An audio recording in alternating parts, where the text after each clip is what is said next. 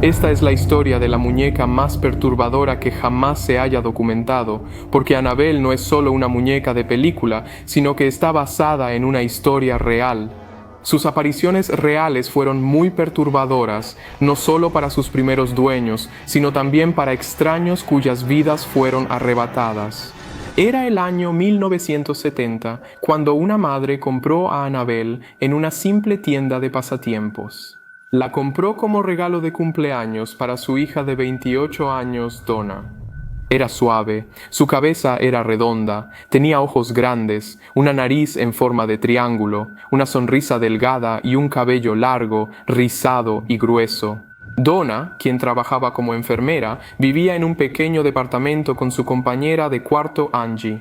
También tenían un amigo llamado Lou, quien era un visitante frecuente en su departamento.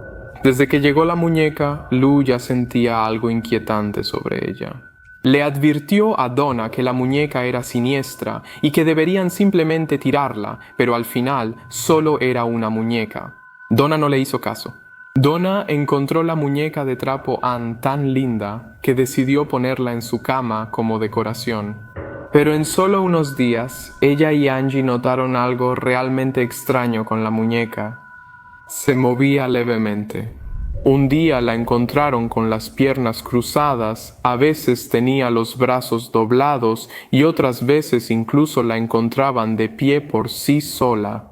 Pensaron que había algún mecanismo dentro de ella, porque ¿de qué otra manera sería posible esto, especialmente cuando no había nadie más en su departamento?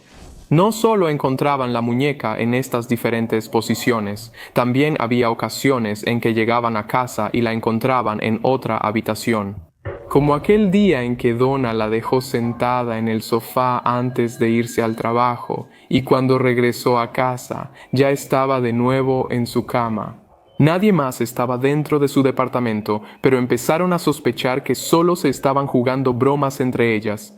Así que, aunque se sentía muy inquietante, Donna y Angie no le dieron mucha importancia. Eso fue hasta que sucedió algo realmente inquietante. Un día, Donna y Angie encontraron papeles en el suelo, y en ellos estaban escritas las palabras «Ayúdanos y ayuda a Lou». Parecía que había sido escrito por un niño. Estaban aún más asustadas al saber que nunca habían tenido papeles de pergamino dentro de su departamento. En este punto, Donna finalmente se dio cuenta de que algo andaba mal con esta muñeca. La miró de cerca y se aterrorizó. Vio lo que parecían ser gotas de sangre en su pecho y en el dorso de sus manos.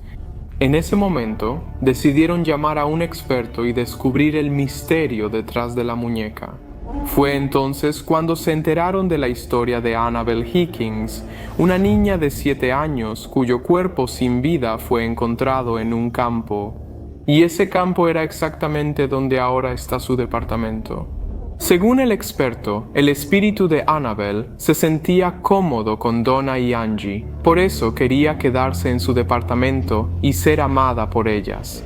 Pensando que era inofensiva, Donna decidió quedarse con la muñeca hasta que las señales aterradoras se volvieron aún más inquietantes.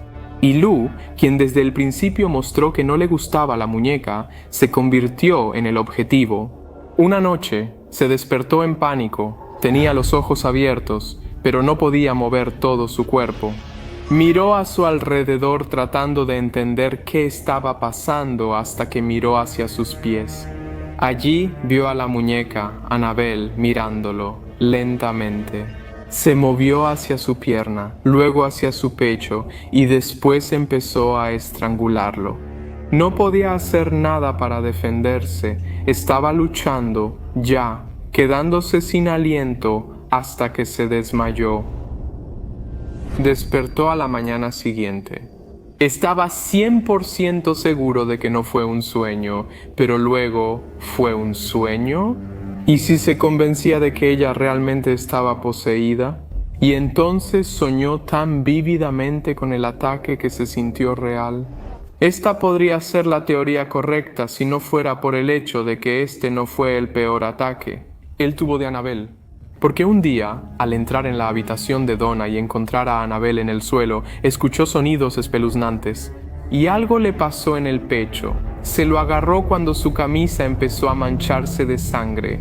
Se abrió la camisa y ahí, en su pecho, estaban lo que parecían ser 7 marcas de garras, 3 verticales y 4 horizontales.